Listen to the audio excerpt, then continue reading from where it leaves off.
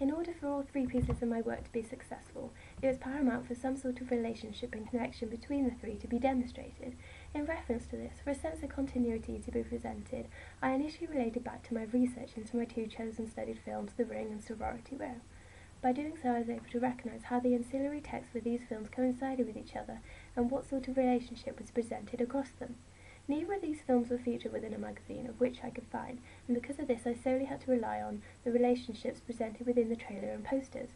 Within both films I noticed how primarily the leading characters or predominant surrounding is revealed within either text, and because of this, within my pieces of work, when I began my project, I initially began by emphasising the importance and supremacy of my leading character. I chose to do this as I wanted the audience to be able to identify with her and acknowledge that she in fact is the predominant focus and role within the film, and the face of my film imprinted. Alongside this, as my study films both adhere to this idea, I chose to implement it within my own work, as it proved to be a successful method. By attempting to achieve this, a large majority of my shots within my trailer were focused on her, and in reference to my magazine cover and posters, she was made the dominant aspect of the images used. Coinciding with this, I have tried to adhere to this by using several close-ups of my character within my trailer, and likewise within my magazine cover and poster. I have inserted close-up shots of her face for both compositions. Within all three pieces of my work, I have edited the appearance of my leading character, and by doing so again, I feel it adds to the link between my three pieces of work, as it allows for a recognisable representation of the character to be presented.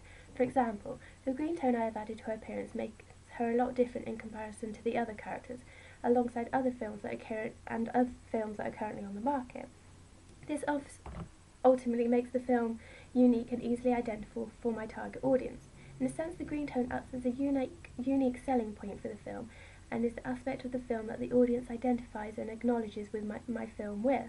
This is a common convention of other ancillary texts, and in reference to the ring, a blue and black tone and mood has been applied to the trailer and poster. This allows for the audience to recognise the film and in particular the leading character.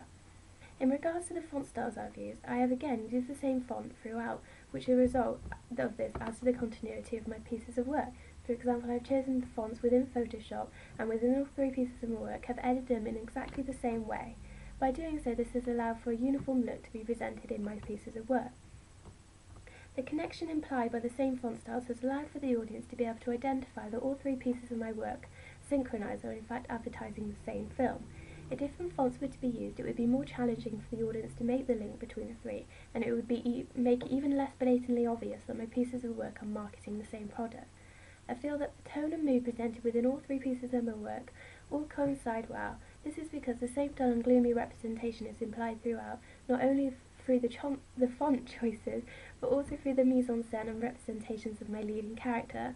I feel that even though in my poster and magazine cover that only the leading character is revealed and not the rest of the characters, it still allows for the audience to interpret and recognise that the film is being portrayed.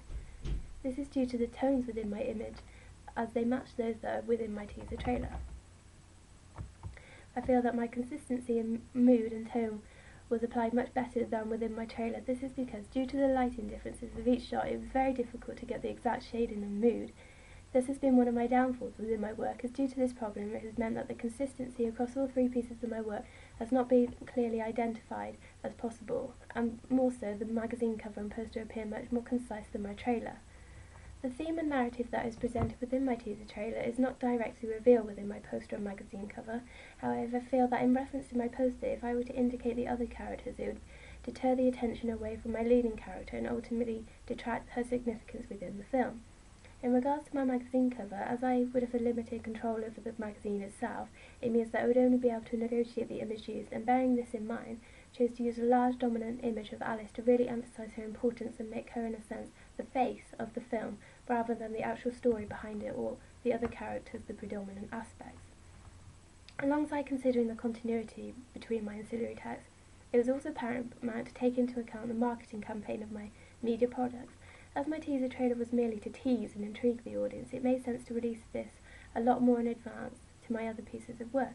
Within my teaser trailer, I have not included a release date, and I did this as I really wanted to leave the audience on edge and without any sense of understanding for the film.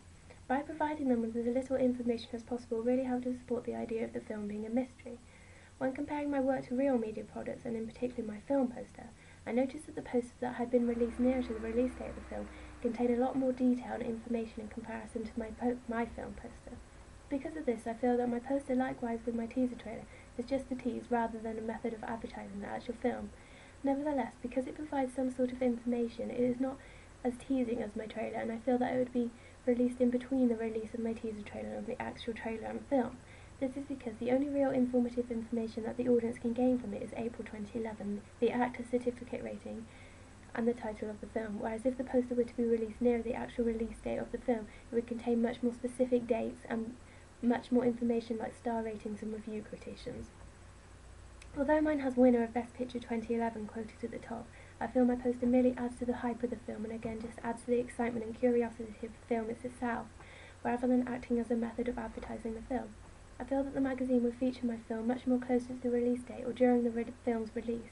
This is because the feature would be focused primarily on reviews of the film and actors' interviews.